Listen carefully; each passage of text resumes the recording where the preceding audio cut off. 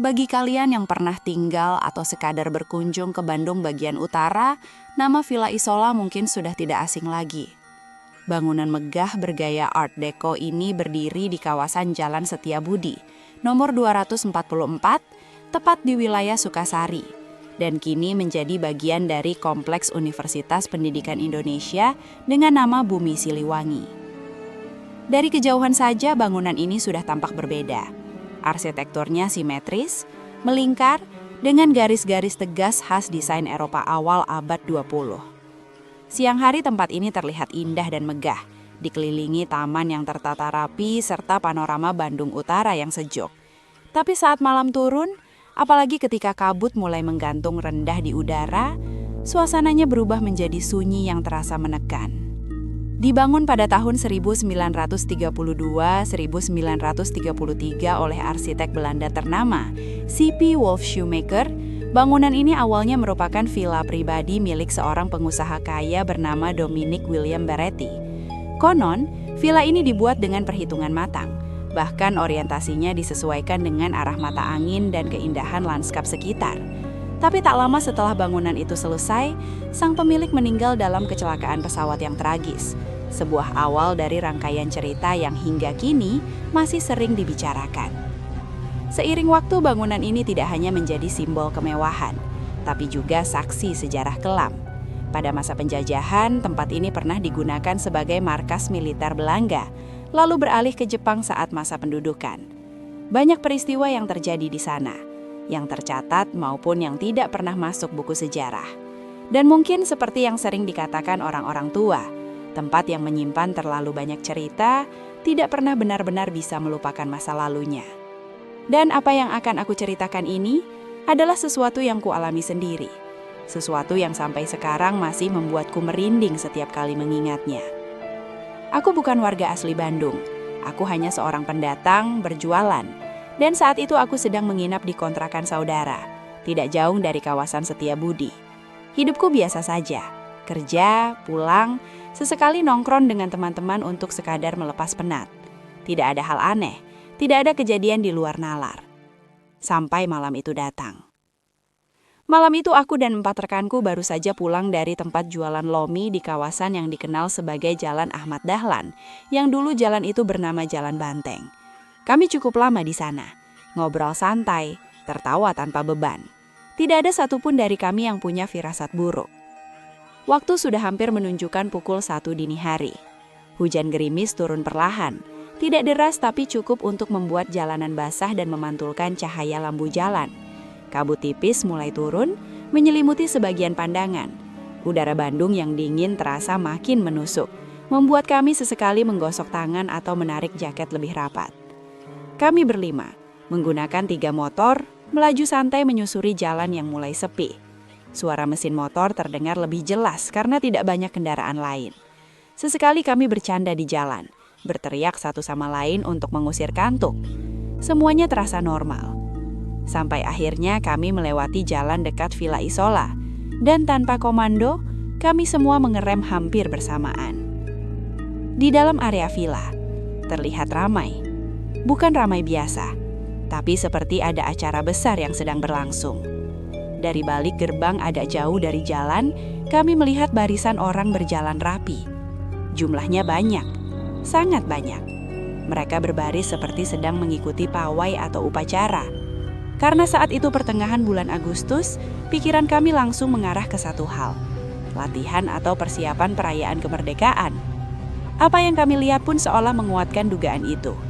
Beberapa orang mengenakan seragam tentara Belanda, seragam lama, lengkap dengan topi khas kolonial. Sementara yang lain mengenakan pakaian seperti pejuang Republik tahun 1945, baju sederhana, ikat kepala, bahkan ada yang membawa bambu runcing. Pokoknya mirip acara cosplay perjuangan. Tapi ada yang terasa janggal. Dari tadi kami melihat tidak ada suara musik sedikit pun, tidak ada aba-aba, tidak ada teriakan semangat seperti biasanya latihan pawai. Hanya suara langkah kaki mereka yang terdengar. Pelan, serempak, seperti gema yang datang dari masa yang sangat jauh. Kami akhirnya tertarik untuk menonton acara tersebut. Kami menepikan motor mencari tempat yang teduh. duduk di atas jok masing-masing, menonton dengan rasa penasaran yang bercampur kagum. Saat itu jujur saja, kami menganggap ini seperti pertunjukan yang jarang bisa dilihat. Apalagi suasananya mendukung, kabut, gerimis, lampu remang, semuanya membuat pemandangan itu terasa dramatis. Tapi semakin lama kami memperhatikan, perasaan itu berubah, menjadi tidak nyaman. Seolah ada sesuatu yang tidak seharusnya kami lihat. Lalu, muncul satu barisan yang berbeda. Dari arah belakang bangunan, perlahan muncul pasukan yang membawa obor. Api dari obor itu menyala terang, berpendar di tengah kabut malam. Cahaya kuningnya bergerak pelan, seperti menembus lapisan udara yang dingin dan basah. Mereka berjalan lebih lambat dari barisan lain, lebih teratur, dan lebih sunyi. Mereka terus bergerak ke arah samping bangunan. Mereka bergerak keluar. Karena bangunan ini memang tidak menghadap langsung ke arah jalan. Mereka terus bergerak menuju ke arah kami berada. Jarak mereka semakin dekat. Dan saat itulah kami mulai melihat sesuatu yang tidak seharusnya ada. Mungkin jarak kami dengan mereka hanya berjarak sekitar 100 meter. Kami semua kaget ketakutan. Kami melihat yang sedang berjalan membawa obor itu ternyata semuanya tidak memiliki kepala. Satu persatu terlihat semakin jelas ketika mereka berjalan melewati kami begitu saja. Leher mereka benar-benar kosong, gelap, seolah kepala mereka tidak pernah ada sejak awal. Tapi tubuh mereka tetap berjalan, obor tetap mereka pegang, langkah mereka tetap serempak.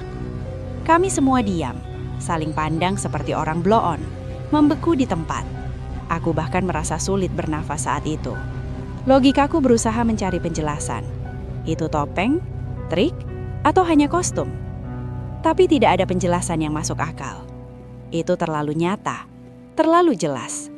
Dan saat pasukan obor itu mulai keluar dari area villa seluruhnya, menyusuri jalan raya yang kosong, ketakutan datang seperti gelombang besar yang menghantam sekaligus. "Ayo pergi, itu bukan manusia! Itu setan!" Salah satu temanku berteriak panik dan histeris. Kami langsung refleks menyalakan motor. Tapi sebelum sempat bergerak, tiba-tiba, dor! Suara tembakan keras menggema dari dalam area villa. Suara itu memecah sunyi malam, membuat jantungku seperti berhenti sesaat. Kami semua menoleh, dan dari dalam muncul beberapa sosok tentara. Berpakaian seperti tentara Belanda. Kali ini mereka utuh. Ada kepala.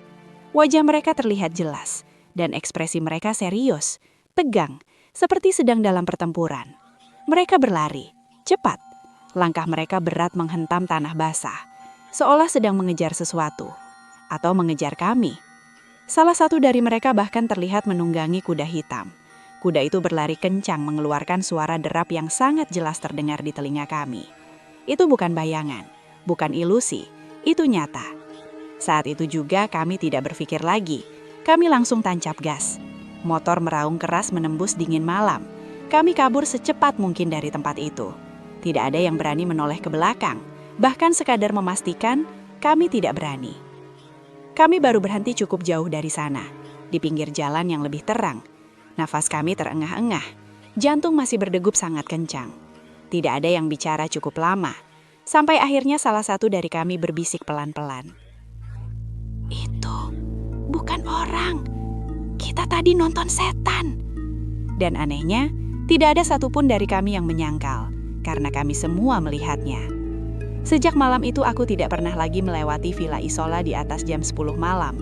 Bahkan jika harus lewat, aku akan memilih jalan lain. Dan setiap kali aku mendengar cerita tentang tempat itu, tentang tentara Belanda, tentang suara langkah kaci atau tentang penampakan di malam hari, aku hanya diam. Karena aku tahu, apa yang kami lihat malam itu bukan sekadar cerita. Dan mungkin di malam-malam tertentu, saat kabut turun dan gerimis membasahi jalanan Bandung Utara, mereka masih berbaris, masih berjalan, mengulang sesuatu yang tidak pernah benar-benar selesai. Seolah waktu di tempat itu berhenti di masa perang. Dan siapapun yang kebetulan melihatnya, hanya sedang menyaksikan sejarah yang tidak pernah benar-benar pergi.